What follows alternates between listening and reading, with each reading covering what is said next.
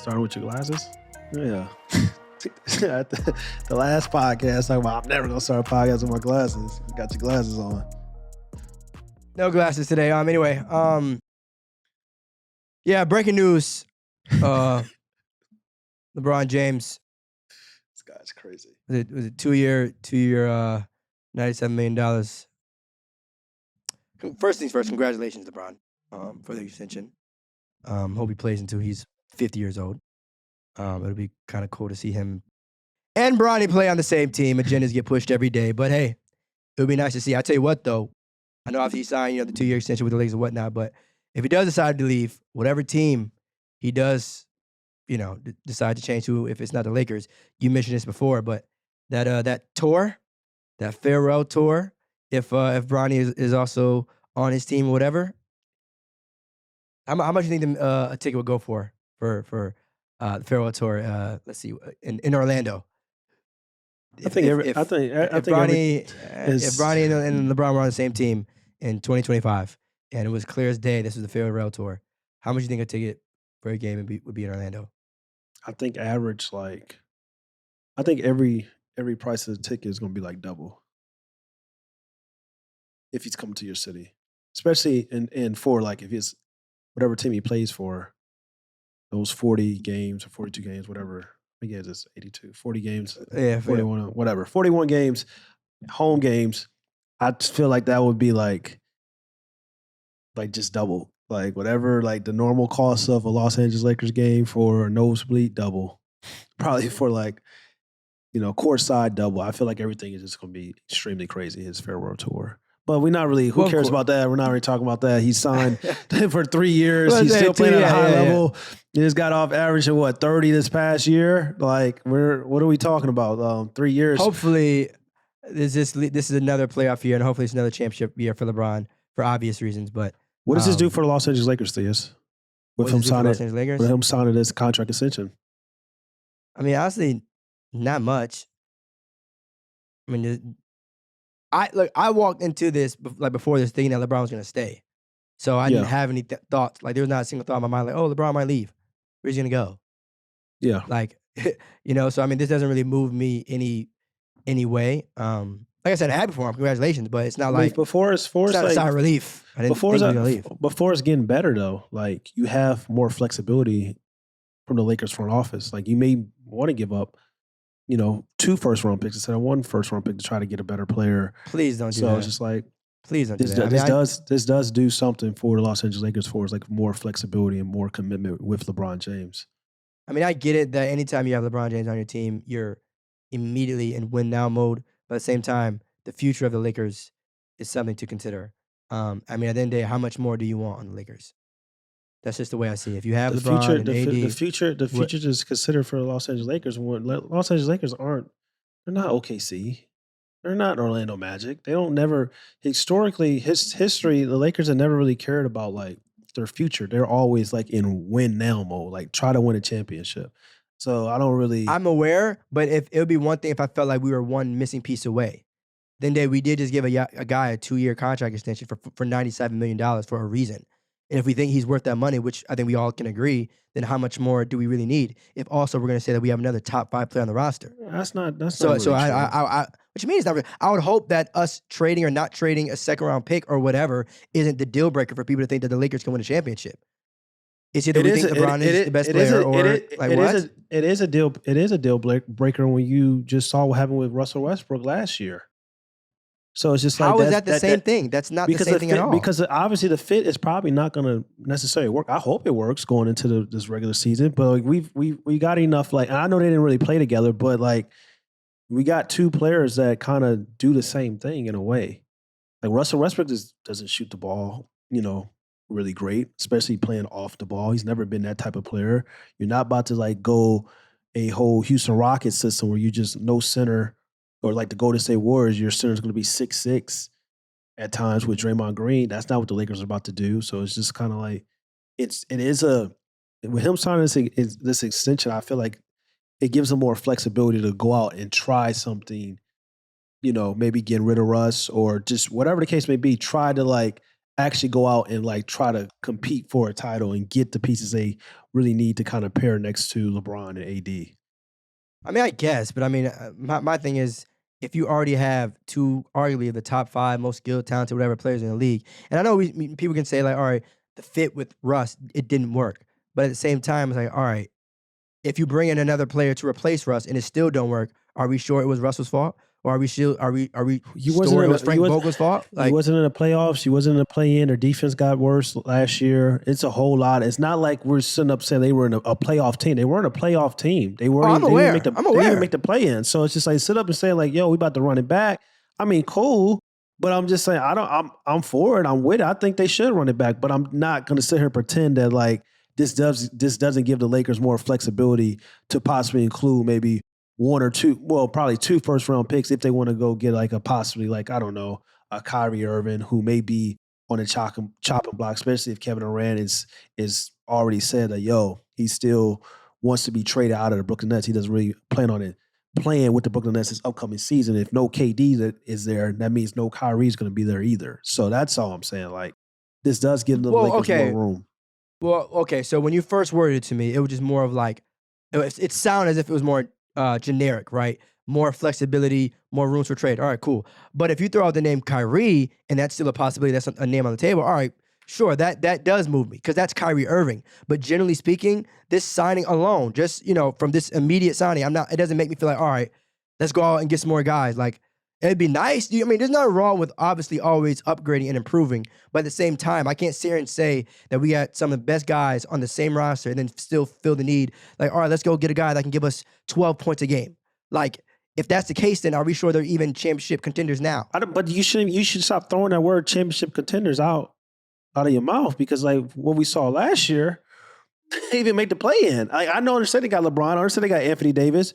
And I feel like, they should be contending for a championship, but this is an older version of LeBron. We know Anthony Davis has not been the most reliable when we talk about staying on the court due to injuries. So I don't want to hear that. Throwing that championship like, oh, this is a championship. Yeah, I mean, on paper, maybe you got LeBron and Anthony Davis, but like in reality, let's take baby steps. Let's talk about this being a playoff team. Let's not take baby steps. After last year, you can't go from this team is a play-in team to they're a championship contender. They didn't even make the playoffs. Like it's something different. They made the playoffs. My thing is let's not take baby steps. This is 2012 LeBron. Sure, let's take our time. You got LeBron for however many years. Yeah, that's why you should. That's why you have flexibility to make trades and stuff like that and try to get the roster better. Because you got 3 years basically. Okay, so if the roster changes slightly and the Lakers still don't make the play-in game, what does that tell you about this team? I don't think that would happen though. If everybody's healthy, if LeBron is playing Anthony Davis, I don't think that's going to happen. But I think it's more than likely to happen with probably this roster right now. Believe it or not, because the fit is really nasty. Like it's no shooting, it's no really rim protection. I mean, Thomas Bryant. He's not really. He's just stretch big, I guess. So it's just like they signed him. Who else they got? I mean, they got Lonnie. They got Athletic. Obviously, this is a top-heavy team. I'm not going to deny that. I'm not going to sit here and say that Lakers' 8th man is going to be the reason that pushes them into, playoff or championship contender, whatever. But my thing is, it sounds like the excuses are already being prepared to be lined up. I don't want to hear anything about this is an aging LeBron or AD isn't that healthy, whatever. If you have those 2 guys on your team, it should be a championship or bust. Even though they didn't make the play-in last, I'm with that. I'm still hurt by it. But like we can't sit here and say in one breath, these guys are really like that, and then when they start losing, we want to blame it on fit. Which one is it? Are they really like that or are they not? It's not about it's just about reality. Like LeBron James, you can talk about LeBron, age of LeBron.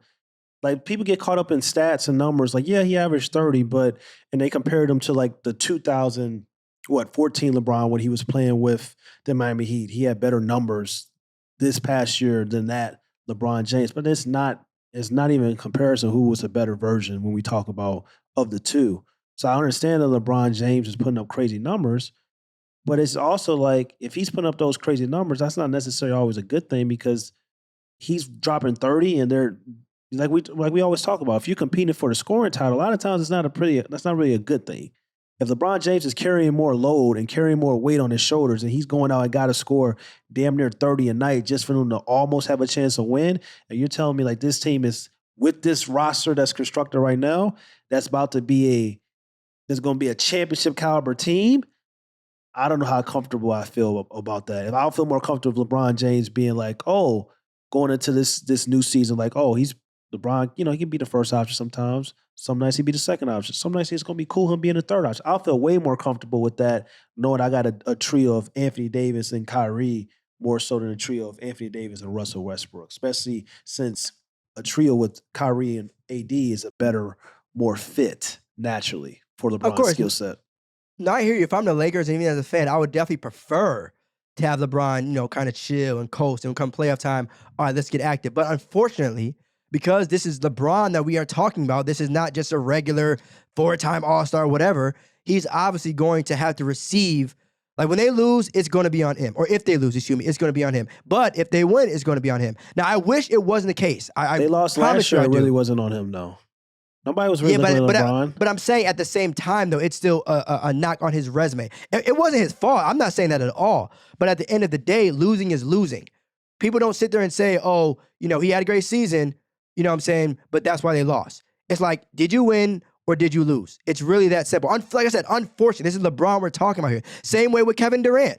Even though the way the Nets season ended was completely differently, it's still Kevin Durant. So when you're held to certain expectations, unfortunately, you don't get the excuses that everyone else does. I hope that Anthony Davis goes out and has an MVP season.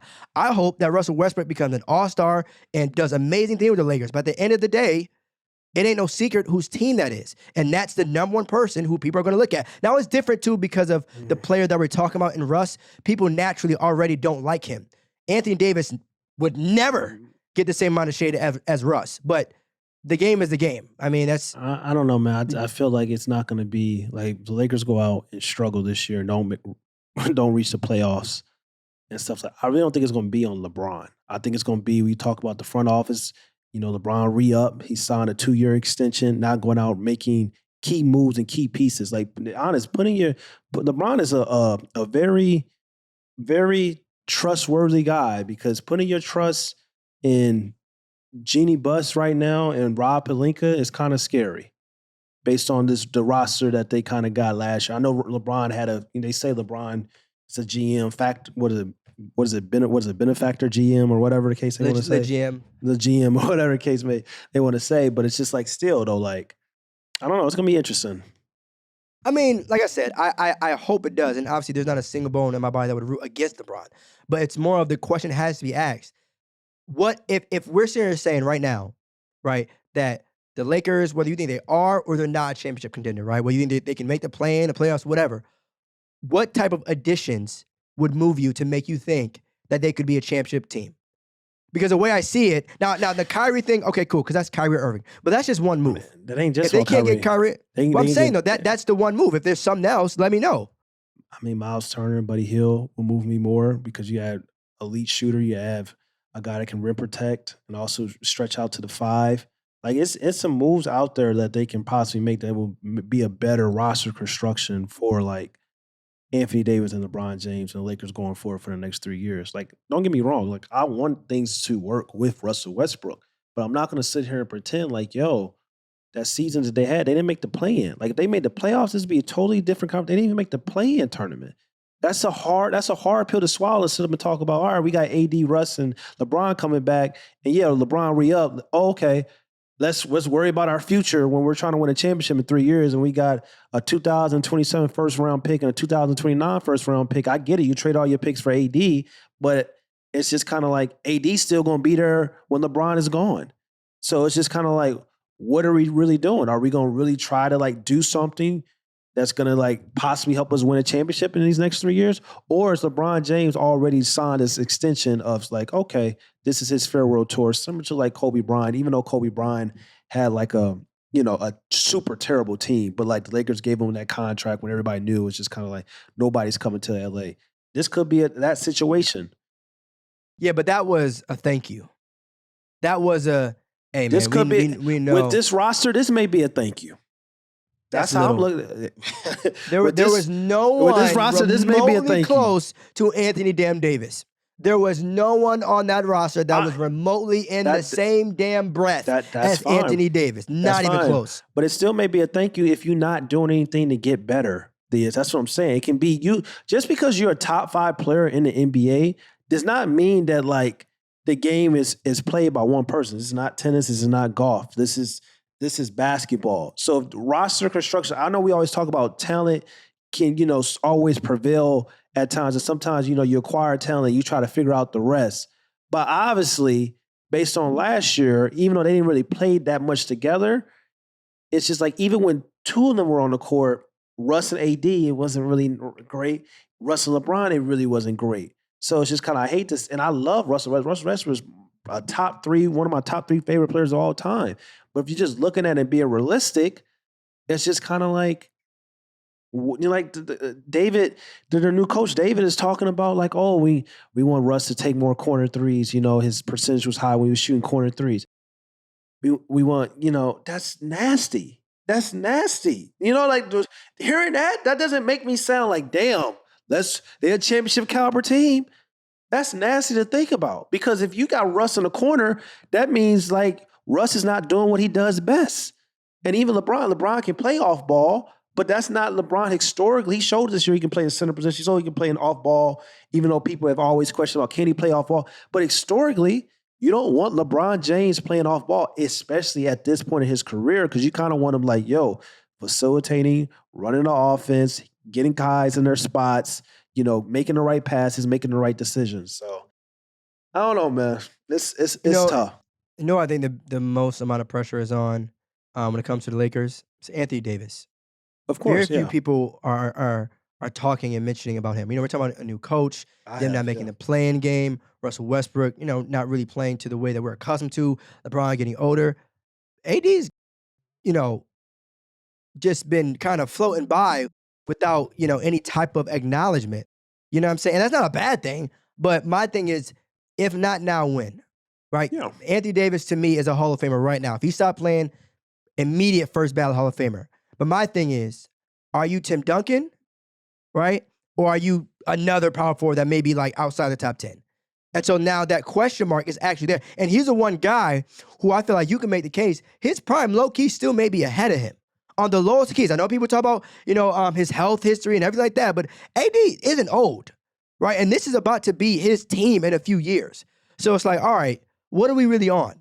Like, which AD are we getting here? Are we getting the calm, like, let's vibe? Or are we getting like, are we getting the reminder AD? Are we getting the one that, like, has to remind folks, like, I'm really that guy. Don't get it twisted. Those years in New Orleans, when I was putting up just stats and no wins, that's because of who I was on my team with, right? But to me, this is a year where I think Anthony Davis could really put a lot of that shit to bed and really be on some shit like, I'm really that guy. Like, some players don't always have that opportunity, but I think in Anthony Davis' case, he definitely does.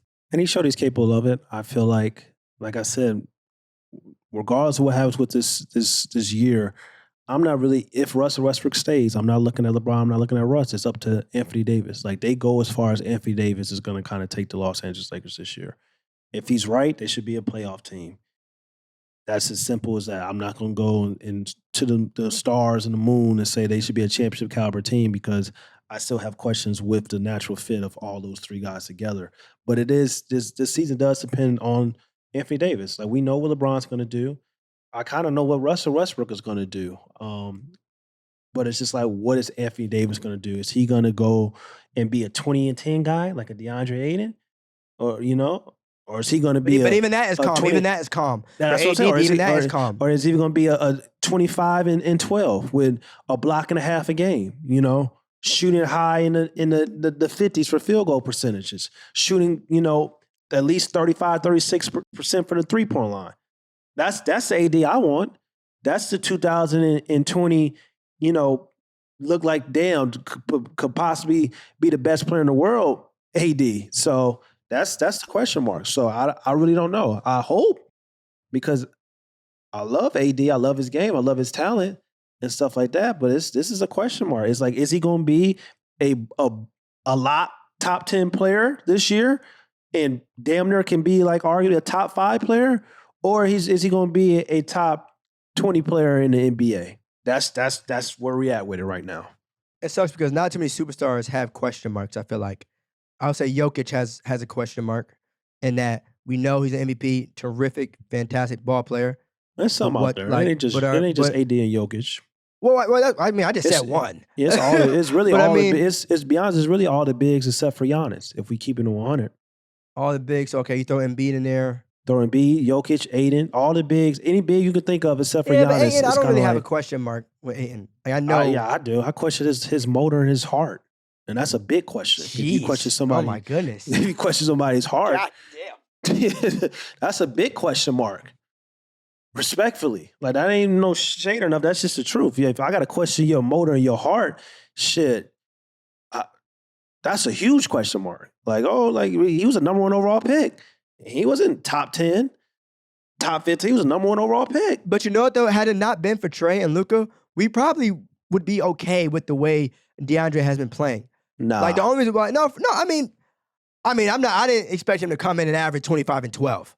I thought he would play great, but like, they was talking David Robinson. oh, I mean, you know how. That's fine. I'm just saying, but it's just kind of they was talking about like DeAndre Ayton is like something like, 2-way monster.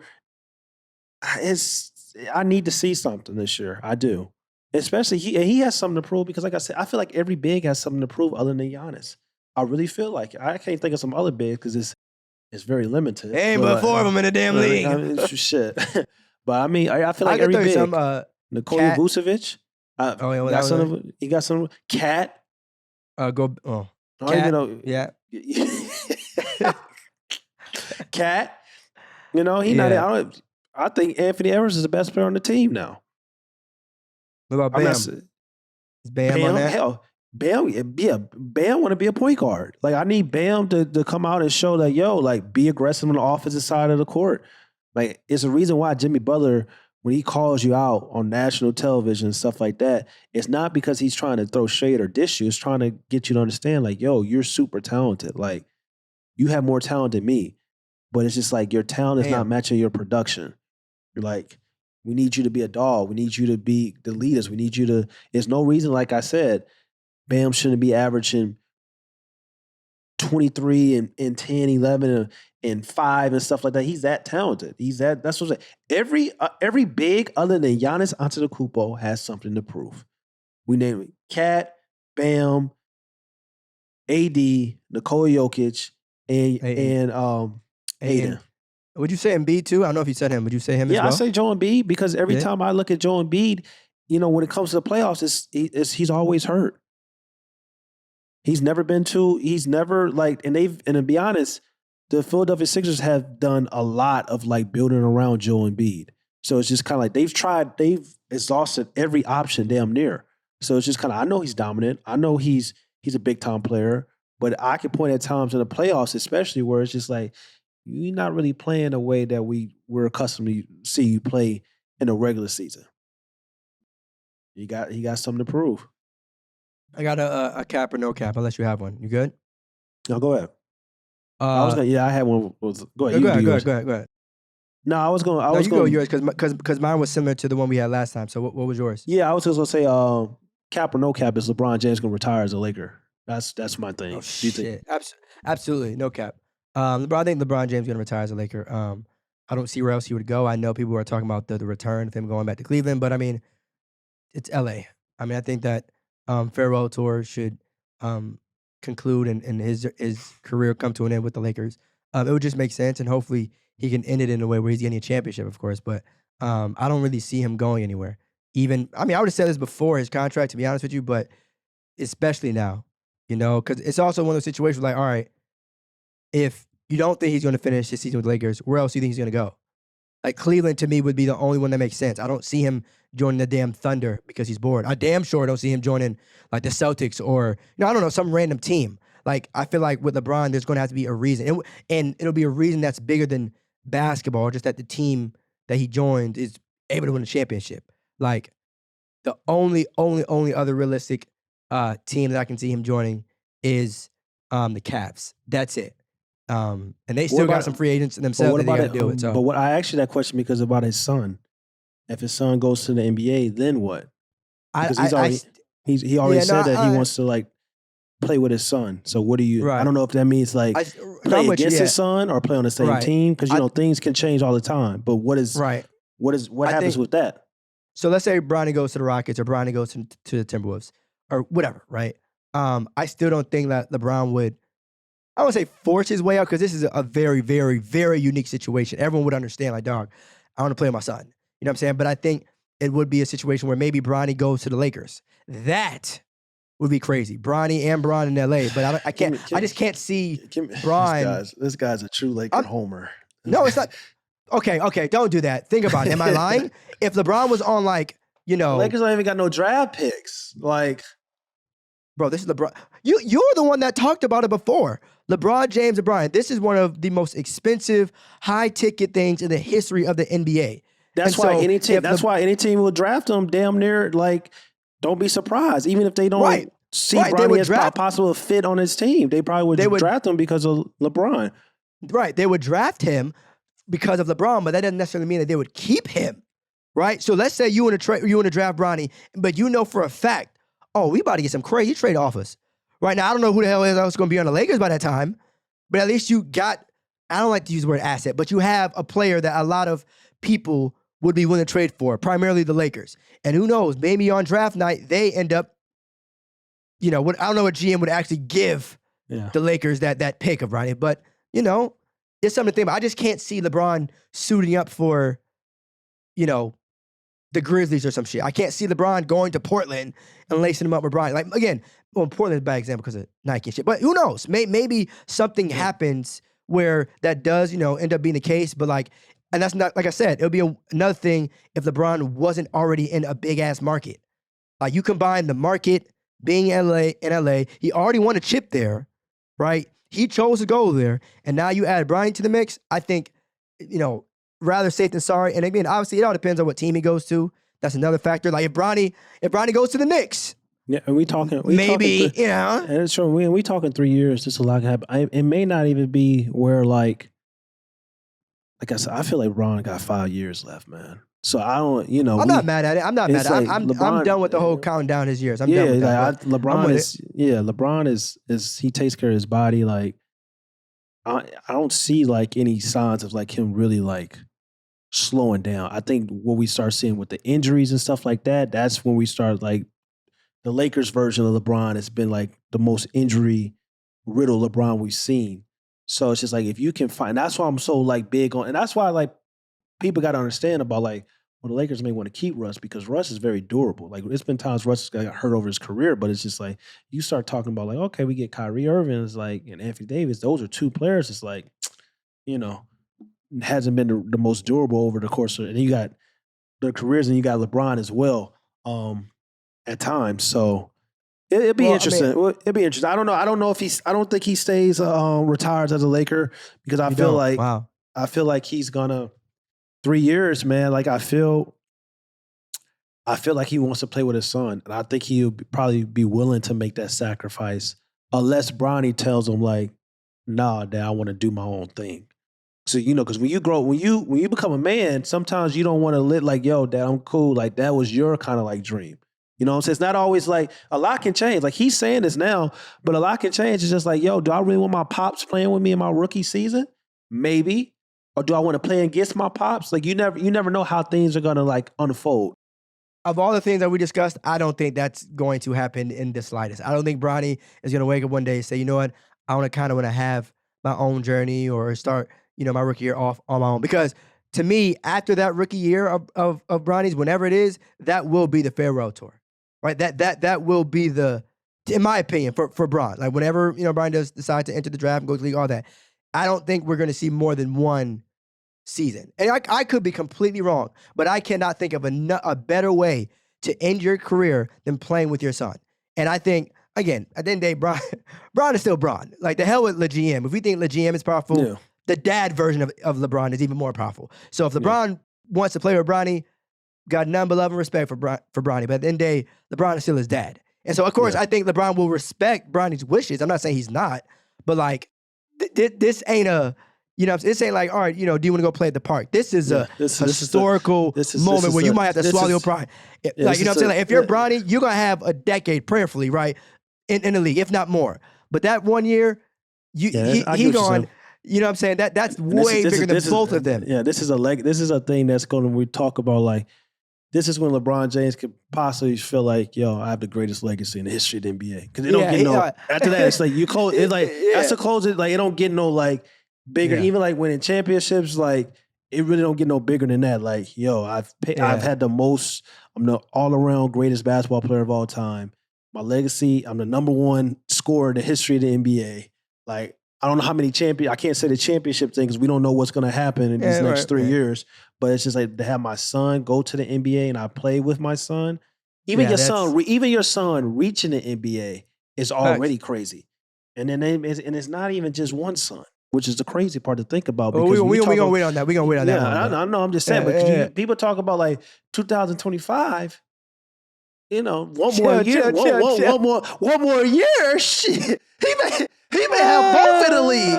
Like, for real, because that younger one, let me tell you something. It's serious. It gets really scary with that one.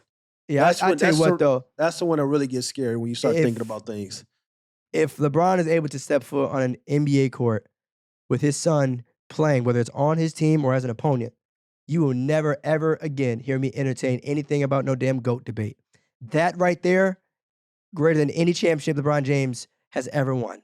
That is greater than any milestone, any accomplishment he ever has. That, from a basketball standpoint, you know what I'm saying? Yeah. But yeah, that you don't like. Who's debating from that point on? What are we really doing here? Yeah, close curtains. Close the damn curtains. Pack it up, please. But yeah, make sure y'all, as we slide housekeeping items, make sure you subscribe to No Pump Fakes on YouTube, Apple, and Spotify. All right, subscribe to No Pump Fakes on YouTube, Apple Podcasts, and Spotify. And shout out to our friends from South Korea. We got notice that we got some pretty loyal listeners out in South Korea. So we're global and we international, y'all. So much love to everyone out there. But just like that, y'all, we gone. Peace. What's up, y'all? It's Theus McBee. Make sure you go follow No Pump Fakes on YouTube, Apple Podcasts, Spotify, and wherever you listen to your podcasts.